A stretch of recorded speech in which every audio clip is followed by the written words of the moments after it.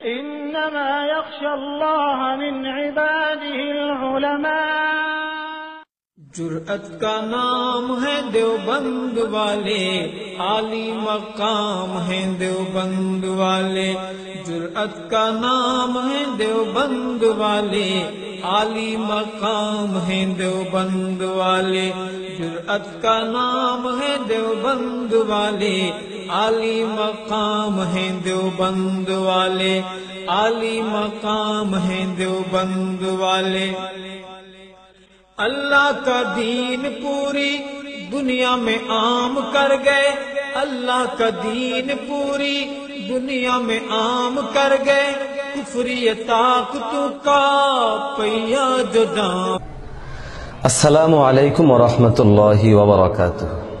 মুহতারাম হাজিরিন, আপনাদের সকলকে আমাদের দাওয়া সেন্টারের পক্ষ থেকে মোবারকবাদ জানিয়ে আজকে আলোচনা শুরু করছি। সুপ্রিয় শ্রোতা মণ্ডলী, আপনারা জানেন যে একটি বিশেষ দল, গ্রুপ এবং মতাদর্শের অধিকারী ভাইয়ারা, যাদেরকে আমরা নিকট অতীতেও কখনো দিনে কোনো কাজে এবং দাওয়াতে দেখিনি, ইদানিং তারা অনলাইনে মিডিয়ায় এমন ভাবে চেপে বসে যে টোটাল উম্মতকে বিভ্রান্ত করে ছাড়ছে। তারা হচ্ছে কথিত আহলে হাদিস দাবিদার বন্ধুগণ, এবং বিশেষ করে তারা যাদের মুখপত্র, তাদের ওলামায়ে কেরামগণ এমন এমন আক্রমণাত্মক বক্তব্য দিচ্ছেন যে বক্তব্যগুলোর কারণে উম্মতে মুসলিমে মারাত্মকভাবে বিভ্রান্ত হচ্ছে। বিশেষ করে যেই ওই সমস্ত মেহনতের বিরুদ্ধে তাদের অবস্থান, যেগুলো সারা বিশ্বময় কাজ করছে, যেমন দাওয়াত ও তাবলীগের মেহনত, যেমন হক্কানি পীর মাশায়েখদের মেহনত, যেমন ওলামায়ে দেওবন্দের মেহনত। আজকে আমরা আপনাদের সামনে এই মুহতারামদের আনিত একটি অভিযোগ তথা দাওয়াত ও তাবলীগের বিরুদ্ধে যে অভিযোগ, সেটা একটি জবাব দিচ্ছি। তো প্রথমে আসুন তাদেরই একজন মুহতারাম শেখ আকরামুজ্জামান বিন আব্দুস সালাম দামাত বারাকাতুহুমুল আলিয়া, তিনি একটি আক্রমণাত্মক ফতোয়া দিয়েছেন টঙ্গী ইজতেমাকে উপলক্ষ করে সামনে রেখে। প্রথমে আসুন আমরা মুহতারামের বক্তব্যটা শুনে নিই। আল্লাহ রাসূল সাল্লাল্লাহু আলাইহি ওয়াসাল্লাম বলছেন পৃথিবীর ভিতরে তিনটি জায়গা আবার তিনটা মসজিদ। এখান থেকে আপনি যেতে পারবেন না মসজিদে আয়েশা মক্কাতে, জিদ্দার মসজিদে আমি যাব নামাজ পড়তে, হারাম। আরাফাতের মসজিদে নামাজ পড়তে যাব, হারাম। মিনার মসজিদে নামাজ পড়তে যাব, মিনা হারাম। মিনা জায়গাগুলো পবিত্র জায়গা বলা হয়। আরাফাত, মুজদালিফা, এগুলো মাশাইরুল হারাম, এগুলো হলো মাশাইরুল হজ, হজ্জের পবিত্র জায়গা। এই জায়গাগুলোতে হজের মৌসুম ছাড়া, নির্দিষ্ট দিন ছাড়া যাওয়া ইবাদতের জন্য হারাম। টঙ্গী মাঠের তো কথাই আসে না, কল্পনাই করা যায় না। আরাফাতের মাঠে যাওয়া হারাম। তোমার আমি টঙ্গী মাঠের হারাম কথা বলতেই যাব না। তুমি বুঝে নাও, তোমার জ্ঞান থাকলে, তোমার বিবেক থাকলে, তুমি যদি জ্ঞান সম্পন্ন হও, বুঝে নাও আরাফাতের মাঠে যাওয়া হারাম।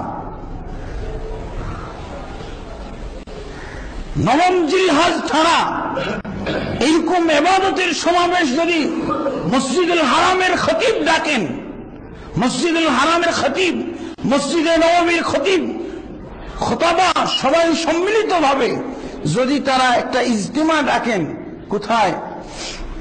জিলকদ মাসে হবে। আসেন, ইজতিমাটাও করবেন, হজটাও করে যাবেন। এক ঢিলে দুই পাখি। জিলকদ মাসের প্রথম তারিখে আরাফাতের মাঠে ইজতিমা। আমার মনে হয় তারা ইজতিমা ডাকলে, তারা যদি ইজতিমা ডাকতো আরাফাতের মাঠে, টঙ্গী মাঠের চেয়ে শতগুণ বেশি হতো, গজবে পরিণত হয়ে যেত, আযাবে পরিণত হতো, মানুষের ঢল নেমে যেত এখানে।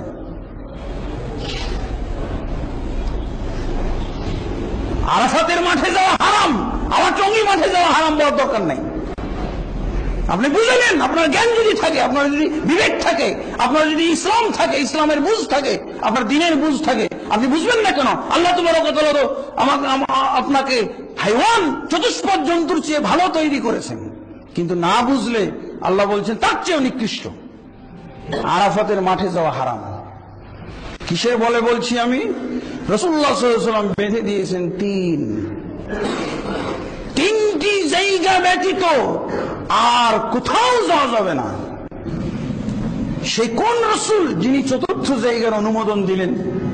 রাসূলুল্লাহ সাল্লাল্লাহু আলাইহি ওয়াসাল্লাম বলছেন ব্যাকরণ, দেখছেন ব্যাকরণ, এগুলো ব্যাকরণ কেন? সংখ্যা ভিত্তিক দিন পালন, পরিমাণ ভিত্তিক দিন পালন। আল্লাহ রসুলের যুগে সংখ্যা 3ই ছিল। সাহাবায়ে কেরাম, এগুলো আসলে ইবলিস থেকে হয়। চতুর্থ যদি হয় তাহলে ইবলিসের পক্ষ থেকে হয়, ডাইরেক্ট ইবলিসের পক্ষ থেকে। এর মধ্যে কোনো ভায়া নাই, মিডিয়া নাই, ডাইরেক্ট ইবলিসের পক্ষ থেকে হয় এগুলো। সাহাবায়ে কেরামের যুগে এরকম প্রয়াস হয়েছে, কিন্তু সাহাবায়ে কেরাম এই দিয়েই দমন করেছেন, 3 দিয়ে দমন করেছেন। 3 ব্যাকরণ, যে এই যে সংখ্যা, এই ব্যাকরণ দিয়ে দমন করেছেন। সুপ্রিয় শ্রোতা মণ্ডলী, এতক্ষণ পর্যন্ত আপনারা যে বক্তব্য শুনেছেন, হয়তোবা এই বক্তব্য শুনে হারামের মাঝে আপনারাও হারিয়ে গেছেন, আমিও হারিয়ে গেছি। কেননা মোহতারাম যেইভাবে হারাম বলা শুরু করেছেন, হয়তো আরেকটু সময় দিলে পৃথিবীর সবকিছুকে তিনি হারাম বলে শেষ করে দিতেন। তাই অত্যন্ত দুঃখজনক যে কোরআন এবং হাদিসকে সামনে এনে দলিল দিয়ে যাওয়ার কারণে আজকে টোটাল উম্মতে মুসলিমে কিন্তু এদের কথা ধোঁকা খাচ্ছে, বিভ্রান্ত হচ্ছে।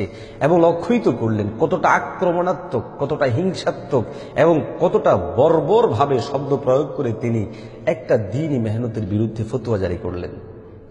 আর এই টঙ্গী মাঠকে হারাম করতে গিয়ে তিনি আরাফার ময়দানে যাওয়া হারাম, মুজদালেফার ময়দানে যাওয়া হারাম, তারপরে মিনার মসজিদে যাওয়া হারাম, মসজিদে আয়েশায় যাওয়া হারাম, নাউযুবিল্লাহি মিন যালিক, এইভাবে তিনি বক্তব্যগুলো প্রদান করে দিলেন।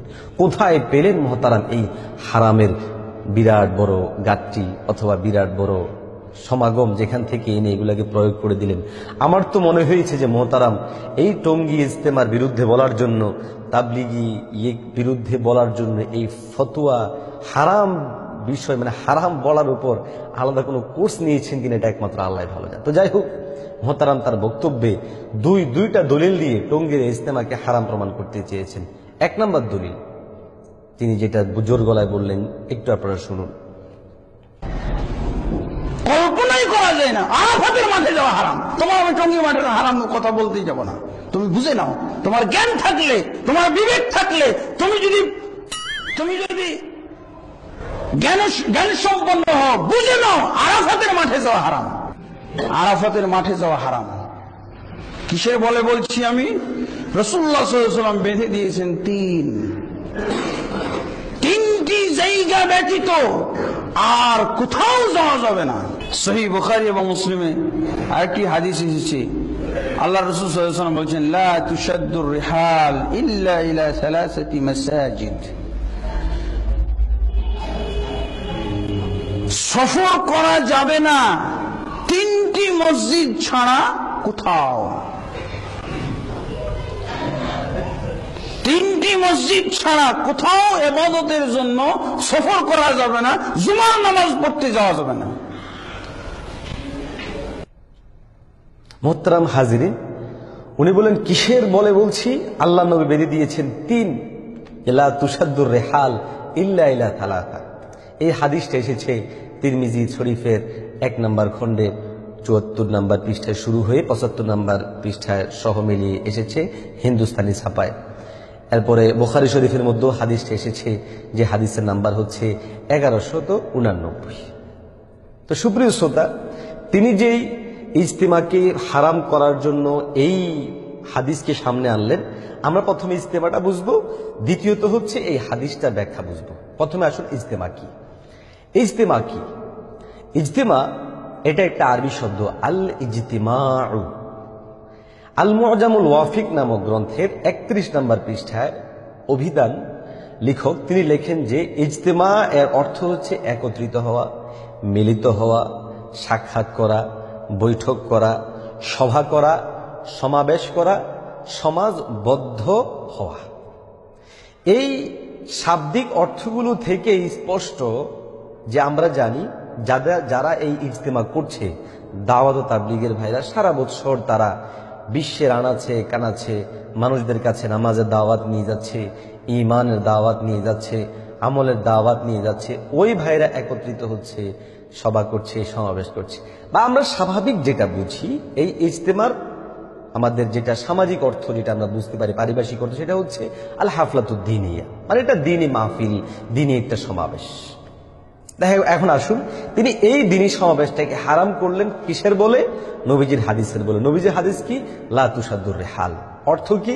যে তোমরা তোমাদের সামান বা তোমরা তোমাদের বাহনকে রেডি করবে না 3 মসজিদ ছাড়া। প্রথম প্রশ্ন, মোহতারাম, এই ইজতেমা মাঠ কি কোনো মসজিদ? এটা তো ময়দান বলা হচ্ছে। তা আপনি সেটাকে মসজিদের হাদিস দিয়ে এটাকে কিভাবে হারাম প্রমাণ করলেন? দ্বিতীয় নম্বর, আপনার বক্তব্য যায় যদি কোনো, যেটা আপনি বললেন একদম হারামের সিরিয়াল ধরে যদি আমরা ধরে নিই যে কোথাও সফর করা যাবে না, জুমার জামাজ পড়ার জন্য যাবেন, আপনি যে মসজিদে নামাজ পড়াচ্ছেন সেই মসজিদে যে আপনি গেলেন, যদি সেটা আপনার এলাকার মসজিদ না হয়ে থাকে, আপনার এই সফর হালাল হচ্ছে না হারাম হচ্ছে? বিভিন্ন জায়গায় দ্বীনি মাহফিল এবং সফরে আপনি যান, সেখানে শুক্রবারও হয়তো বা থাকে, পথে আপনি নামাজ পড়েন, সেই নামাজটা কি হালাল হবে না হারাম হবে? আপনি নিশ্চয় উত্তর দিবেন যে হালাল হবে, কেননা এখানে আমার সফর মূল মাকসাদ, আমি জুমার উদ্দেশ্যে সেই মসজিদে যাইনি, মাঝে জুমার সময় হয়েছে আমি জুমা পড়েছি। আপনার এই উত্তর থেকে আমাদের উত্তর সহজ, সেটা হলো ইজতেমা মাঠে ভাইরা একত্রিত হয় জুমার নামাজের জন্য নয়, বরং সেখানে একত্রিত হয় তারা দ্বীনি মাহফিল, দ্বীনি সমাবেশ শোনার জন্য। মাঝখানে জুমা আসে, জুমা শোনে। আর যদি এটাও বলা হয় যে জুমার জন্যই যায়, সমস্যা কোথায়? সেটা একটা বড় জামাত হবে, বড় জামাতের জন্য যাওয়া তো বৈধ। আত-তারগিব নামক গ্রন্থে হাদিস এসেছে, বাজ্জারে হাদিস এসেছে, তবরানী শরীফের মধ্যেও স্পষ্ট হাদিস আসছে। আল্লাহর হাবিব বলেছেন 2-4 জন একাকে নামাজ পড়ার চেয়ে 2 জন জামাতে নামাজ পড়া উত্তম। তারপরে 8 জন একাকে নামাজ পড়ার চেয়ে 4 জন জামাতে নামাজ পড়া উত্তম। এইভাবে সংখ্যা বয়ান করতে করতে অন্য হাদিসে স্পষ্ট বলেছেন যেখানে জামাতের মানুষের সংখ্যা বেশি হবে সেটা আল্লাহর নিকট বেশি প্রিয়। সুতরাং এই মাঠে যদি কেউ নামাজের জন্য যায়, সেটাকে আপনি হারাম বলতে পারেন না। দ্বিতীয় নাম্বার হচ্ছে, তারা সেখানে সমবেত হচ্ছে, আপনি সেটা হারাম বলে দিলেন। প্রিয় ভাই, কিভাবে বললেন মোহতারাম শেখ? হারাম বলার তো কোনো শুরুতি নেই। এখানে তারা জমায়েত হচ্ছে আল্লাহ রাসূলের কথা বলার জন্য, দ্বীনের কথা শোনার জন্য। হাদিসে স্পষ্ট এসেছে দ্বীনের কথা শোনার জন্য যারা জমায়েত হয় তাদের উপরে আল্লাহর পক্ষ থেকে রহমত নাজিল হয়। আর আপনি বললেন যে এখানে ওমর রাদিয়াল্লাহু তাআলা থাকলে তিনি এটাকে নদী পুকুর বানিয়ে ফেলতেন, ডুবিয়ে মারতেন। এখানে ইমানের শিক্ষা দেওয়া হচ্ছে না, বেদাতের শিক্ষা দেওয়া হচ্ছে। আপনার এই ধরনের বক্তব্যগুলোকে অবশ্যই ফেরানো উচিত, সেই বক্তব্যগুলোকে আপনি নিজের দিকে দিয়ে দেওয়া উচিত। দ্বিতীয় নাম্বার, সুপ্রিয় শ্রোতা মণ্ডলী, তিনি যেই হাদিসকে সামনে এনে যেই বুঝে এই হাদিসকে তিনি আমাদের সামনে উত্থাপন করলেন, আমরা দেখব যে মুহাদ্দিসিনে কেরাম এই হাদিসকে মুহতারামের অর্থে বুঝেছেন না অন্য অর্থে বুঝেছেন। প্রথমে আসুন এই তিরমিজি শরীফ, এটা হলো তিরমিজি শরীফ 1 নম্বর খণ্ডের 74 নম্বর পৃষ্ঠা। আপনারা লক্ষ্য করুন, এখানে অধ্যায় কায়েম করা হচ্ছে বাবুন মা জাআ ফি আইয়িল মাসাজিদি আফদল। যে এই অধ্যায়টা হচ্ছে, যে অধ্যায়ে হাদিসটা নিয়ে এসছে, যে এই অধ্যায়টাই কায়েম করা হচ্ছে কোন মসজিদ উত্তম। তাহলে উত্তম অনুত্তমের বিষয় বুখারী শরীফে একই বিষয়, এটা হচ্ছে ফাথুল বারী 3 নম্বর খণ্ড। এখানেও আপনারা লক্ষ্য করুন, এই যে কিতাবু ফাজলিস সালাতি ফি মসজিদি মক্কা ওয়াল মদিনা, বাবু ফাজলিস সালাহ ফি মসজিদি মক্কা ওয়াল মদিনা, যে মসজিদে মক্কা মদিনা নামাজ পড়ার ফজিলত বিষয়। অর্থাৎ মক্কা, মদিনা এবং মসজিদে আকসা, এই 3 মসজিদে নামাজ পড়লে সওয়াব বেশি, এটা হাদিস দ্বারা প্রমাণিত। এখন এই 3 মসজিদ ছাড়া অন্য মসজিদে যাওয়াই যাবে না, হারাম, এই কথা তো হাদিসের মধ্যে নেই। এবং এটা বোঝাও যায় না, যেহেতু উত্তম অনুত্তমের বিষয়। আল্লাহ হাবিব কি বুঝালেন? এই হাদিসটা এনে যে তোমরা এই 3 মসজিদে সওয়াবের উদ্দেশ্যে সফর করতে পারো, কিন্তু অন্য মসজিদগুলোতে সওয়াবের উদ্দেশ্যে সফরের দরকার নেই, যেহেতু অন্যান্য মসজিদগুলো সব একই পর্যায়ে। কিন্তু মোহতারাম সাহেব তিনি এখানে ওই হাদিসটাকে সামনে এনে হারাম হারাম এমন ভাবে বললেন, যেটা মানে আমাদের জন্য খুবই বিব্রতকর, খুবই দুঃখজনক এবং খুবই বাজে হয়েছে। 2 নম্বর হলো, দেখুন এই হাদিসকে সামনে রেখে এই পর্যন্ত দ্বীনি জামায়াত সমাবদ্ধ হলে, মানে দ্বীনি জামায়াত হলে হারাম হবে, এটা কেউ বলেনি। হ্যাঁ, এই হাদিস থেকে নিয়ে আরেকটা যেটা মতবিরোধ দেখা যায়, সেটা হচ্ছে যে কবর জিয়ারত করা যাবে কিনা। তো এই বিষয়ে দেখা যায় যে জমহুর উলামায়ে কেরামের মতামত হচ্ছে যে হ্যাঁ, বিভিন্ন সুলাহাদের কবর জিয়ারত করতে যাওয়া যাবে, আত্মীয় স্বজনের কবর জিয়ারত করতে যাওয়া যাবে। হ্যাঁ, শর্ত আছে, সেটা হচ্ছে ওই কবরগুলোতে যেন কোনো বেদাত না হয়, কোনো শিরিক না হয়, ইত্যাদি না হয়, তাহলে জিয়ারত করা যাবে। কারণ আপনারা অবশ্যই জানেন, হাদিসে এসছে আল্লাহর হাবিব সাল্লাল্লাহু আলাইহি ওয়াসাল্লাম নিজে কবরের মধ্যে গিয়ে জিয়ারত করতেন। তো নবীজির আমল থেকে বোঝা যায় যে কবর জিয়ারত বৈধ। বাকি থাকলো কবরকে জিয়ারত করতে গিয়ে সেখানে যে সমস্ত অযাচিত বেদাত হয়, শিরিক, আমরা সেগুলোর থেকে নিষেধ করি। কিন্তু ডাইরেক্ট কবরেই যাওয়া যাবে না, জিয়ারতই করা যাবে না, এরকম বাড়াবাড়ি করা ঠিক না। ঐতিহাসিকভাবে আমরা দেখি যে সর্বপ্রথম কাজী ইয়াজ মালিকি রহমতুল্লাহ আলাই তিনি এই ফতোয়া দিয়েছিলেন যে এই কোন জায়গায় জিয়ারতের উদ্দেশ্যে যাওয়া যাবে না। পরবর্তী সময়ে শেখ ইবনে তাইমিয়া রাহিমাহুল্লাহ তিনি এই মতামত গ্রহণ করেন, কিন্তু ওলামায়ে কেরাম সেই মতামতটাকে তৎকালীন থেকেই এটাকে রদ করেছেন, প্রতিহত করেছেন। যেমন এই শেখ ইবনে তাইমিয়া রহমতুল্লাহ আলাইয়ের এই ফতোয়ার বিপরীতে এসে একটা আলাদা গ্রন্থই লিখেছেন আল্লামা তাকিউদ্দিন সুক্কি রহমতুল্লাহ আলাই, যার গ্রন্থ হচ্ছে শেফাউ সেকাম। এছাড়া ইবনে তাইমিয়া রহমতুল্লাহ আলাইয়ের এই ফতোয়া যেটা, সেই ফতোয়ার ব্যাপারে ওলামায়ে কেরাম বিভিন্নভাবে ফতোয়া দিয়েছেন এবং হাদিসে স্পষ্ট এসেছে যে নবীজির কবর জিয়ারতের বিষয়, অন্যান্য কবর জিয়ারতের বিষয়। সুতরাং এখানে হয় মত পার্থক্য, একটা হচ্ছে কোন মসজিদে উত্তম, কোন মসজিদে উত্তম না। এই হাদিসের আলোকে মুহাদ্দিসদের মধ্যে এই একটা মত পার্থক্য ছিল। দ্বিতীয় মত পার্থক্য হচ্ছে এই হাদিসের আলোকে আম্বিয়া কেরামের কবর, আউলিয়াদের কবর, বিভিন্ন পীর মাশাইখদের কবর জিয়ারত করতে যাওয়া যাবে না যাবে না এই নিয়ে। কিন্তু দ্বীনে ইজতেমা করা যাবে কি যাবে না এই নিয়ে মত পার্থক্য তো এরাও করে নাই, কেউ করে নাই, এই শুধু শেখ আকরামুজ্জামান মুহতারাম ছাড়া আর কেউ করে নাই। তাহলে আমরা অবশ্যই খুব সহজেই বুঝতে পারি যে মুহতারাম এক্ষেত্রে দলিল দিতে গিয়ে বিভ্রান্তির শিকার হয়েছেন। এবং আমরা আরো একটু কঠিন ভাষায় বলে এটা বলতে পারি যে এক্ষেত্রে মুহতারাম হয়তোবা জানি না কেন এত কড়াভাবে কথা বলেছেন, কড়াভাবে ফতোয়া দিয়েছেন, আল্লাহ ভালো জানেন। বাকি আমার বাহ্যত মনে হচ্ছে তিনি এখানে প্রতিহিংসার আশ্রয় গ্রহণ করেছেন। যাই হোক, আল্লাহ মুহতারামকে মাফ করুক, আমাদেরকে মাফ করুক। দ্বিতীয় নাম্বার মুহতারামের দলিলটা আমরা একটু শুনে নিই। সাহাবায়ে কেরামের যুগে এরকম প্রয়াস হয়েছে, কিন্তু সাহাবায়ে কেরাম এই দিয়েই দমন করেছেন, 3 দিয়ে দমন করেছেন। 3 ব্যাকরণ, যে এই যে সংখ্যা, এই ব্যাকরণ দিয়ে দমন করেছেন। আল্লাহু আকবার। আপনাদের কাছে একটা হাদিস আমি বলবো, সহিহ বুখারী এবং মুসলিম এবং বিভিন্ন হাদিস গ্রন্থের মধ্যে, চরিত গ্রন্থের মধ্যে পাওয়া যায়। একটা ইজতেমা শুরু হয়েছিল রাসূলুল্লাহ সাল্লাল্লাহু আলাইহি ওয়াসাল্লামের যুগের পরে, ওমর ইবনুল খাত্তাব রাদিয়াল্লাহু আনহুর যুগে একটা ইজতেমা শুরু হয়েছিল মক্কার বাইরে। ওটা একটা বিরাট ইতিহাসকে কেন্দ্র করে।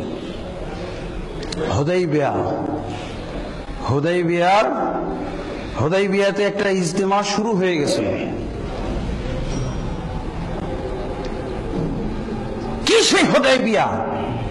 এখানে টঙ্গী ইজতেমার মাঠে আমার মনে হয় কোন সাহাবায়ে কেরামের একটা লোম পর্যন্ত এসে পৌঁছে নেই, লোম পর্যন্ত নাই। 1400 সাহাবী যেই হুদাইবিয়ার মাঠে রাসূলুল্লাহ সাল্লাল্লাহু আলাইহি ওয়াসাল্লামের সাথে অবস্থান করেছিল, সেখানে কয়েক ওয়াক্ত সালাত পড়েছিল। যদি তারা ইজতেমা কায়েম করত, রাসূলের সুন্নাত দাবি করতে পারত, যেখানে আল্লাহ রাসূল কয়েক ওয়াক্ত নামাজও পড়েছেন।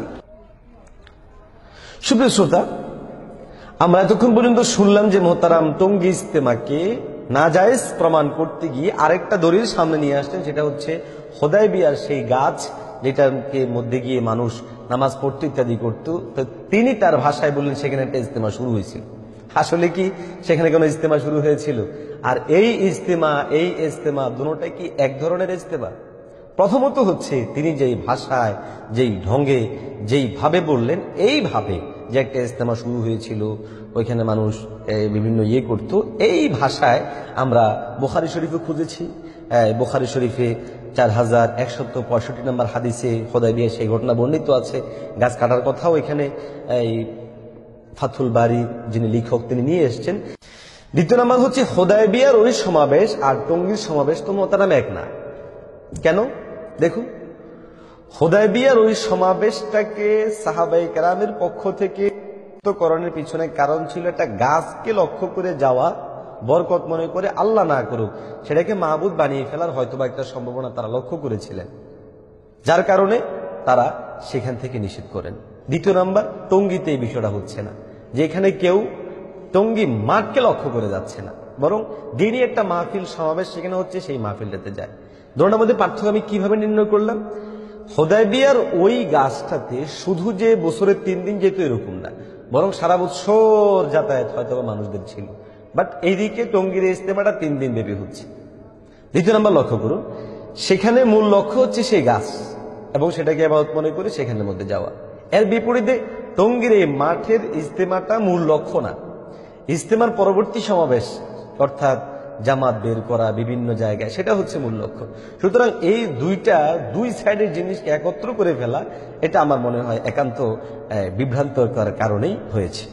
সুতরাং এটা দিয়ে এই কথা দলিল প্রমাণ দেওয়া কোশ্চিন কালো ঠিক হবে না, বরং আমরা মনে করি যে এটা একটা বিভ্রান্তিকর এবং মিথ্যার আশ্রয় নেওয়া। মোহতারাম হাজিরিন, সম্মানিত শেখ যে 2টা মৌলিক দলিল দিয়ে বুঝাতে চাইলেন যে টঙ্গীর ইজতেমা হারাম, একটা হচ্ছে বুখারী এবং তিরমিজি বর্ণিত হাদিস লা তুসাদ্দুর রিহাল, যে 3 জায়গা ছাড়া অন্য কোথাও যাওয়া যাবে না। মোহতারামের এই দলিলটা ভুল, যেমনটা আমরা আপনাদের সামনে স্পষ্ট করেছি যে এই হাদিসটা তো মসজিদের ফজিলত সম্পর্কে বয়ান করতে আনা হয়েছে, হারাম হালাল বয়ান করতে আনা হয় নাই। তিনি হারাম হালাল কোথায় পেলেন? এ নিয়ে মতপার্থক্য পৃথিবীতে কোশ্চিন কালো ছিল না। দ্বিতীয় নাম্বার হচ্ছে হুদায়বিয়ার যে ঘটনা দিয়ে তিনি দলিল প্রমাণ দেওয়ার চেষ্টা করলেন এবং খুবই রুক্ষভাবে, বর্বরচিতভাবে, হিংসাত্মকভাবে, আক্রমণাত্মকভাবে তিনি বললেন যে ইজতেমা মাঠে তো সাহাবায়ে কেরামের একটা লোমও আসেনি। হ্যাঁ, যে ওই হুদায়বিয়াতে সাহাবায়ে কেরামের লোম আসছে, ওইখানে গাছ কেটে ফেলছে, এখানে পুরা পুকুর বানিয়ে ফেলতো, ডুবিয়ে মারতো, এখানে দিন শিখা হচ্ছে না, এখানে বেদাত শিখা হচ্ছে। মোহতারামকে বলবো, মোহতারাম, এই দাওয়াত ও তাবলীগের মাধ্যমে তো সারা বিশ্বময় যেই যুবকগুলো একটা পর্যায়ে বিভিন্ন অন্যায় কাজে ছিল, তারা নামাজি হচ্ছে, তারা দাড়িওয়ালা হচ্ছে, সুন্নতওয়ালা হচ্ছে, তো সেই সমস্ত বিষয়গুলোকে আপনি কিভাবে অবহেলা করবেন?